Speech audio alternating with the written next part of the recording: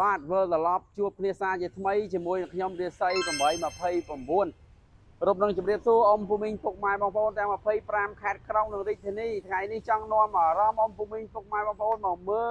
Toyota Prius ចំនួន1គ្រឿងគឺ option ល្អ option ខ្ពស់ option កម្របាទកប់សេរីហើយបាទផុតលេខហើយមួយរឿងនេះបាទជាភេទ Toyota Prius ឆ្នាំ2012 option 5 full advance បាទឥឡូវកុំឲ្យខាតពេលយូរជើញអ៊ំពូមីងពុកម៉ែបងប្អូនបាទទស្សនាវីដេអូនេះជាមួយខ្ញុំទាំងអស់គ្នាថា Toyota Prius ឆ្នាំ2012 option 5 advance នេះមានអ្វីខ្លះបាទសូមអញ្ជើញ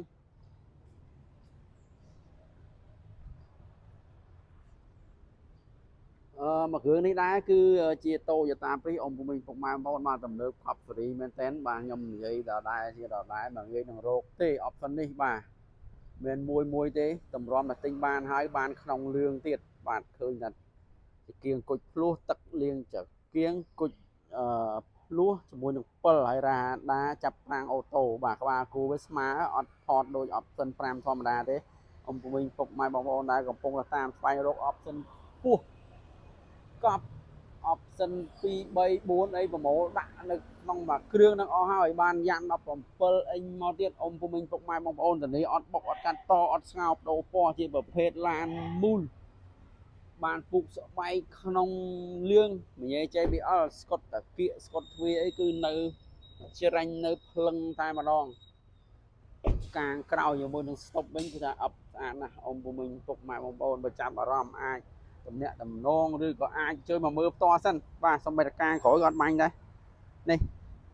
នៅម៉ាក Toyota Prius នៅនឹងជាប់នៅនឹងបងអ៊ំពូមីងពុកម៉ែបងប្អូន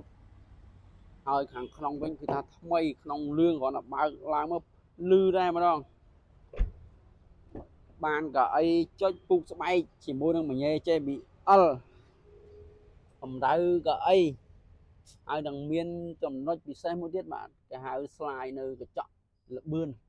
ហើយគីឡូម៉ាយគឺ17 18ម៉ឺនម៉ាយទេអ៊ំពូមីងពុកម៉ែបងប្អូនអត់ទាន់ដល់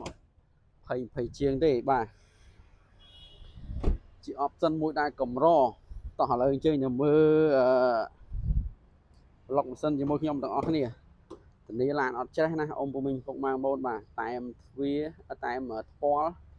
ចៅខ្យងមករាប់ជាមួយនឹងសាច់ម៉ាស៊ីនឆ្នាំងសាក់អាំងម៉ូទ័រអីគឺថានៅភ្លឹងតែម្ដង